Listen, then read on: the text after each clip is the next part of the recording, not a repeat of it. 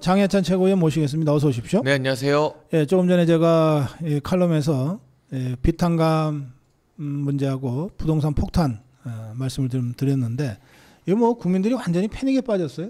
네, 특히 이 부동산 규제 같은 경우는 문재인 정부 때 이 규제 때문에 대출을 받지도 못하고 또 부동산 값은 나날이 올라가면서 서민과 무주택자들이 정말 많은 상실감을 느꼈거든요. 예. 그리고 근본적으로 우리나라의 결혼율이나 출산율이 급전직하하게 된 이유가 문재인 정부의 잘못된 부동산 정책 그랬죠. 때문이었습니다. 맞습니다. 예. 그러니까 이게 단순히 부동산의 문제가 아니라 대한민국의 미래를 문재인 정부에서 완전히 말아먹은 사건이거든요. 네, 그렇죠. 그런데 이재명은 선거 때는 부동산 관련해서 문재인과 다르게 할 것처럼 포장을 했었어요. 예. 뭐 실용주의, 뭐 시장주의 이런 말 굉장히 많이 하잖아요. 네. 오죽하면 자기가 중도 보수다 이런 말도 했었고.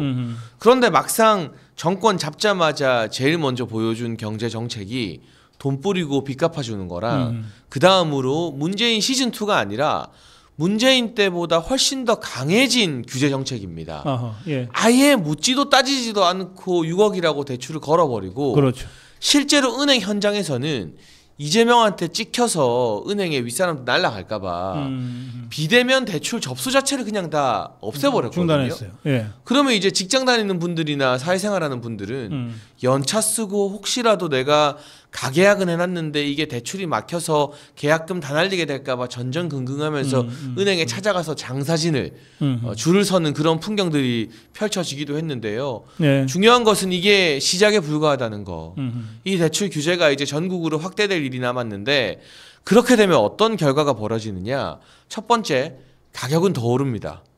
이게 희소성이 부여되기 때문에 가격은 더 오른다는 걸 우리가 문재인 정부에서 경험을 했고요. 네. 두 번째, 예를 들면 대기업을 다니거나 직장 생활을 건실하게 해서 지금 당장은 돈이 없지만 대출을 받으면 집 한 채 평생 갚아 나가면서 살 수 있는 젊은 부부들이 이제는 평생 월세 살아야 이제 돼요. 그냥 포기하는 거야. 전세도 이제 없어지니까. 그러면 이걸 누가 주워 먹느냐? 현금 부자들. 그렇지. 부모한테 어마어마한 막 10억, 20억 상속 받을 수 있는 지금 이재명 정부의 조현 외교부 장관 후보자 아들 같은 사람들.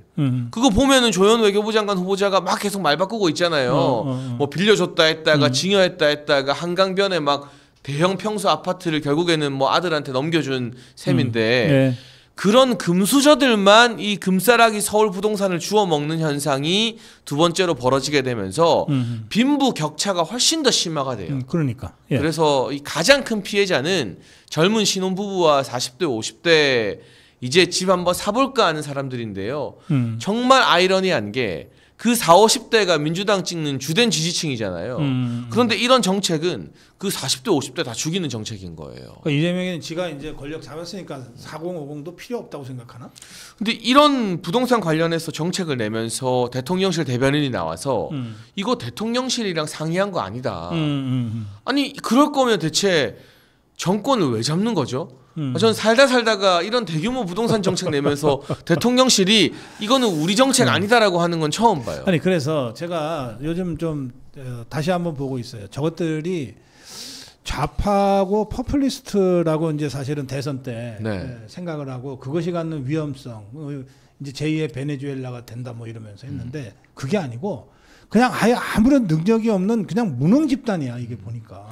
그 사실 우리가 시험에서 똑같은 문제 계속 틀리면 오답 노트라고 만들잖아요. 학생들도. 그러면 내가 제일 약하고 못하는 거 뭔가 한번 들여다볼 텐데 이 좌파 정부는 제일 약하고 못하는 게 부동산입니다. 노무현 부동산 때문에 망했고 그렇지. 문재인 부동산 때문에 망했잖아요. 그 오답 노트가 2개나 있어요. 그러면 최소한 노무현이랑 문재인 정부 때 했던 부동산 정책은 안 하면 되겠다라는 게 이게 뭐 대단히 어려운 생각이나 막 똑똑한 그 사람이 필요한 게 아니잖아요. 그냥 국토부 공무원들 불러서 노무현 문재인 정부 실패했던 것만큼 반대로만 해라라고 하면 끝나는 거거든요. 윤석열 정부 내내 부동산이 얼마나 안정적으로 관리가 됐습니까 사실은. 그렇죠. 예. 그런데 똑같이 문재인이 했던 것보다 더 잘못된 규제를 강도 높게 발표하면서 이게 막상 잘못되면 남 탓해야 되니까 이거 사실 대통령실 건 아니고 우린 좀 지켜보겠다라고 비겁하게 발이나 빼는 걸 보니까요. 이건 정말 와, 무능해도 이렇게 무능할 수가 있는가 싶을 정도입니다. 그러니까 이제 무능 집단이라고 딱 정리를 하면은 이게 다 설명이 돼. 네. 저것들이 워낙 실력이 없고 무능한 것들이다. 그래서 이런다. 예. 자, 북핵 오염수의 무단 방류 문제는 이건 뭐 매우 심각한 사안이고 그 사안 자체가 이건 국제적인 문제로 바로 비화되는 것 아닌가요? 그럼요. 그리고 이게 우리 서해 직격탄을 이제 때리게 되면 가장 큰 피해를 보는 게 누구냐? 서해에서 어업하는 우리 어민들인데 호남 지방 어민들이 또 제일 큰 피해를 봐요. 그렇지. 그러니까 이게 민주당이 부동산 정책으로는 자기 주 지지층인 4050 앞길 막아버리고 사다리 끊어버리는 거고요.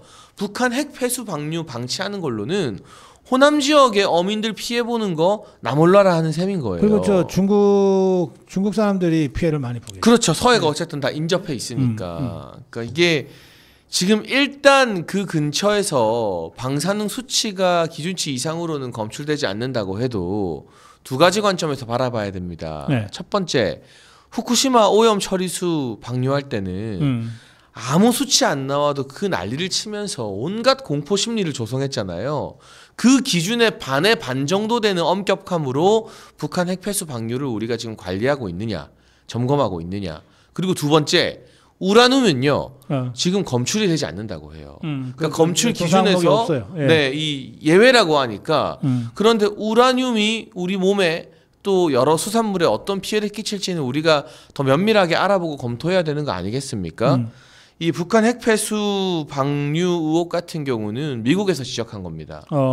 미국의 위성 전문가들이 북한의 평산 우라늄 공장에서 아무리 봐도 위성 사진과 감시된 데이터로 봤을 때 아무런 조치 없이 위험한 핵 폐기 물질 등을 무단 방류하고 있는 게 확실하다라는 이 검증 자료를 내놓으면서 이게 막 퍼지기 시작했고요. 처음에는 군소 언론에서 지적을 했어요. 그러니까 좌파들이 개딸들이 뭐라 했냐면 그런 듣보잡 언론에서 말하는 거 우리는 안 믿어준다. 그런데 엊그저께 YTN이 이걸 대대적으로 보도를 했거든요. YTN은 군소 언론이 아니잖아요. 우리나라의 최고 손꼽히는 보도 채널 중 하나잖아요. 거기서 미국 전문가 발언을 인용해 가면서 핵 폐수 방류와 관련해서 우리가 대책을 마련해야 된다고 보도를 했습니다. 그러니 이제 뭐 군소 언론, 뭐 소위 말하는 자기들 표현대로 제가 쓴 표현이 아니라 듣보잡 언론 말이라서 우리는 그런 거 신경 안 쓴다 하던 좌파들과 개딸들이 꿀먹은 이제 벙어리 신세가 되었는데 저는 뭐 이 서해안에 사는 국민들도 대한민국 국민이라서 당연히 보호받아야 된다고 생각하지만 당장 이게 뭐 우리가 먼저 그 터뜨린 것도 아니고 지금 말씀하신 대로 이제 여러 언론에서 이 문제를 제기했잖아요. 그러면 이제 실태는 잘 모르지만 어쨌든 이게 뭔가 좀 이제 위험할 수 있다는 생각은 다들 갖게 됐잖아요. 그러면 어떻게 되냐? 어이구 이번 여름에 우리 저 서해안 쪽에 해수욕장 가려고 그랬는데 그럼 딴 데 가야지. 그렇게 되죠. 당장 꽃게 아니 뭐 기왕 뭐 해산물이 꽃게밖에 없으면 몰라도 다른 거 먹어야지. 이렇게 되는 거예요. 그렇게 되죠. 그게 어떤 형태로든 서해안에 그 생업에 종사하고 있는 분들한테 어쨌든 피해를 간다고. 그럼요.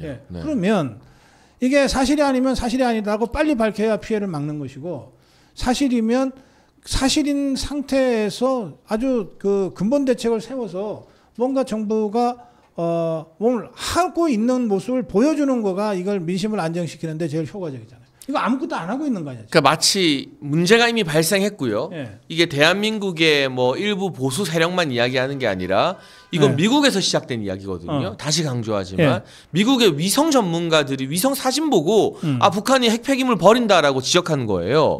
그런데 민주당과 이재명은 마치 아무 문제가 없는 것처럼 이걸 투명인간 취급하고 있어요. 그냥 보이지 않는 문제로 취급을 하고 있는데 IAEA가 이 정도 되면은 바로 어떤 형태로든 저 와서 조사를 하려고 그럴 것 같은데. 그리고 이건 나중에 이제 우리 한미 정상회담을 하거나 미국이 개입할 수 있는 문제로까지 커질 여지가 있는데 조정훈 의원이 잘 지적을 했습니다. 일본 보고는 오염수 핵테러라고 하면서 외교 뭐 예의고 뭐고 나발이고 그냥 아주 난리 국교 단절할 기세로 난리를 쳤거든요. 북한한테 왜 찍소리도 못하냐. 최소한 북한이 안 들어주더라도 데이터 공개해라. 그리고 이 평산 주변의 강물에서 방사능 수치 검증한 거 내놔라. 그거는 뭐 국가 보안 자료가 아니잖아요. 그리고 북한이 이렇게 핵 폐기물을 방류하면요. 애꿎은 북한 주민들이 제일 먼저 피해를 봐요. 그렇지. 예. 이게 평산 공장에서 서해까지 내려오는데 그 강 따라 내려오는 거잖아요. 그 예성강 따라 내려. 그 강 주변에 사는 북한의 평범한 죄 없는 사람들, 그 사람들 다 방사능 피해 보는 거예요. 그러니까 북한도 이게 아니면 아니라고 자료를 전국에 국제사회에 오픈할 책임과 의무가 있는 셈입니다. 우리가 그런 요구 정도는 외교 채널로 북한에게 해야죠. 그러고 북한이 안 들어주면 쟤네 뭔가 캥기는 게 있나 보다. 그러면 국제사회와 IAEA가 평화적으로 같이 검증하자. 2차 조치에 들어가야 되는데 아무런 말도 안 하고 찍소리도 못 하고 있으면 아니 일본한테 했던 거 반만 하라는 시도도 우리가 못 하게 되면 이 정부가 왜 존재하는 거냐, 국민을 지킬 수 있는 정부냐라는 근본적 의구심이 들 수밖에 없죠. 네, 제가 보기에는 이제 중국에서도 이거 가만히 있기가 어렵거든. 그럼요. 네. 그러니까 중국에서 요구를 하면은 이재명 권력도 요구를 하게 될 것 같아요. 우리가 먼저 하는 게 아니라 중국이 먼저. 정말 가슴 아픈 일입니다. 왜냐하면 이게 서해에 방류됐을 때 아무리 서해가 인접해 있어도 대한민국이 먼저 타격을 입잖아요. 그런데 중국이 먼저 나서야 우리가 눈치 보다가 셰셰 형님들 나서니까 우리도 한마디 해도 되겠다 하는 건 너무 가슴 아프고 비참한 일이죠. 그러니까 그런 권력이 지금 들어서 있어요. 네. 예. 자, 나경원이 지금 김민석 그 사퇴를 요구하면서 농성을 하고 있습니다. 3일, 4일째인가 논성을 하고 있어요. 뭐 단식 투쟁을 하는 건 아니고, 뭐 단식 투쟁은 아무 때나 하는 건 아니고, 뭐 하여튼 그런데 여기를 뭐 김민석이가 놀러 가듯이 들렀다는 거예요. 그래갖고서 뭐 이게 나경원하고 김민석이가 서울대 82학번이니까 뭐 학교 때 알았는지는 모르지만 어쨌든 같은 학교 동기예요. 그러니까 뭐 이런저런 얘기를 할 수는 있는데 얘기하는 것이 보니까 아주 한심해요. 자료 좀 내라. 나경원이가 딴 거 요구한 거 아니에요. 나 자료 맞아요. 좀 내라. 네. 그러니까 김민석이가 다 냈는데 보지도 않더만. 그러니까 다 냈는 데가 25%라고 다 기준이 나와 있잖아요. 하여튼 이런 자들인데 여기에 대해서 그 한동훈 똘마니들이 나경원을 비판하더라고.